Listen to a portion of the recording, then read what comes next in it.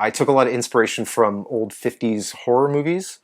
And so they're all like black and white. But I was kind of thinking like, what would it look like when the film ages after like 60, 70 years of sitting there? So I decided to go with yellow instead of white. Just sort of, it's a little more eye-catching, and it's a little less plain than just black. Also, I'm kind of colorblind, so a lot of my decisions are based on trying to keep it simple so that I don't lose my mind trying to make these things. Yeah, just been drawing comics, especially since I was about 5 or 6 years old, and just never let up. I don't think I ever grew up, so that's kind of where I'm at now. I'm just an old man who's still doing the same thing he was doing when he was 8. I think by the time I was about 10, I was over superheroes. Like, I kind of knew that it just wasn't for me, sort of thing, pretty early on. But the newspaper strips always carried me through. And I was young at a time when like Calvin and Hobbes and The Far Side were in their prime. If you look at the newspapers now, you might not get a good sense of how powerful newspaper comic strips at one point were, because it's really a shell of its former self. But I spent a lot of time just reading those. I knew from a very early age that I always wanted to do something in that world. So I was drawing strips. I think my dad submitted strips of mine when I was like 9 years old to the Toronto Star or something like that. They were not very well drawn and not very well spelt. But, you know, I was still doing it. That was the important part.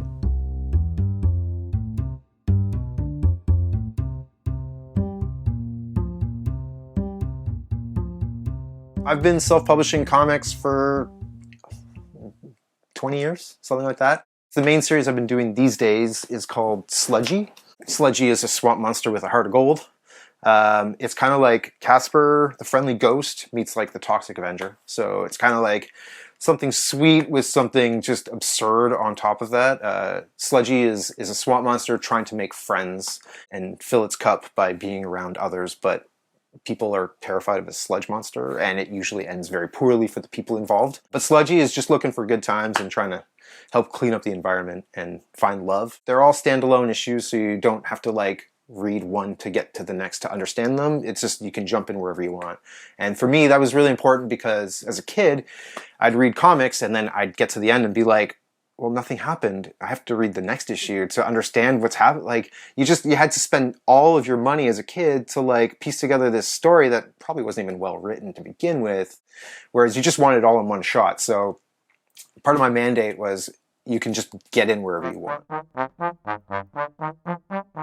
On top of that, I also make mini comics. My main thing is Dingus and Dum-Dum right now, and they're just like scrounging around trying to, one's trying to gamble away all their money and the other one's trying to eat all their food. So these are black and white because it's based on a 1930s comic strip. Like, I'm trying to emulate comics from 100 years ago. So in these ones especially, you'd get like, if you read the comics, you get Monday to Friday of like 4 panels or whatever, like a quick strip. And then on Sundays, you would get a full page color version, like color story. So I made it so that you get the weekly black and whites and the weekend color one. I just sort of felt like this was like a fun way to do something with this. Plus, I was getting a little bored of just the black and gray all the time, so just sort of tried to infuse some color into it. Generic action hero is my ode to Schwarzenegger movies of yesteryear. This one is kind of loosely based on like Commando, which is one of my favorite movies growing up. Action movies of that time are almost funnier than comedy movies of that time, I find. So like, I was just sort of like trying to take the piss out of the whole thing, and it's like, it's called Generic Action Hero because it's like, you add whatever stupid title you want, and like, he's got giant muscles and he's so full of himself, and they're all boiled down into 7 pages. I've actually just started working on issue 2, and that one takes place in the jungle.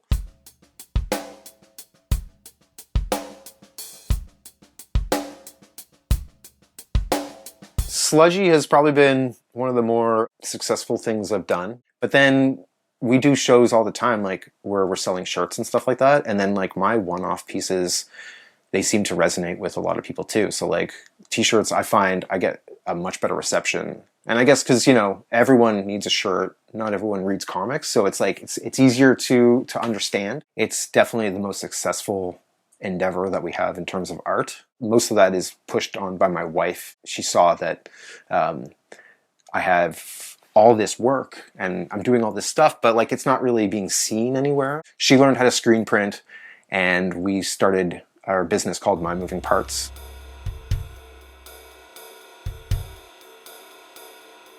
These guys are all like creation of Robb's minds, 100%. But like things like this, the lemons, the smash the binary, or like me going to Robb and being like, hey, I have this idea, can you make it happen? And we work together, and that's...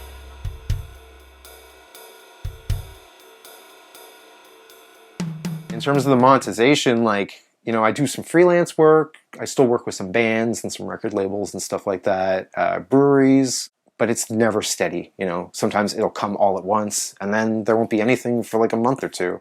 Comics, they sell kind of okay. Like, you know, at big shows, I can move a lot to sort of justify what I'm doing. And then the rest of the time is kind of like, you know, no, you shouldn't be getting into comics because you're looking to make money at it. Like, if you can make money doing it, then that's awesome and good for you. But if you're doing it because you think that there's going to be a pot of gold at the end of the rainbow or something, you're only kidding yourself. And if you don't do it for the love of it, it absolutely shines through. People can see right through it. You have to really be committed to do it because it's super demoralizing all the time.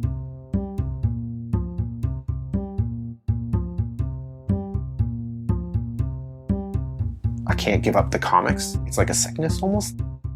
Every time I'm like, I'm not gonna do this anymore. This is like too hard on my head and my body, and like, you know, it just, I don't get enough back from it that I'm looking for. And then I'll disappear and I'm like drawing comics again, like without even realizing it. It's this like compulsion. I also feel like if I don't keep drawing, I might cease to exist.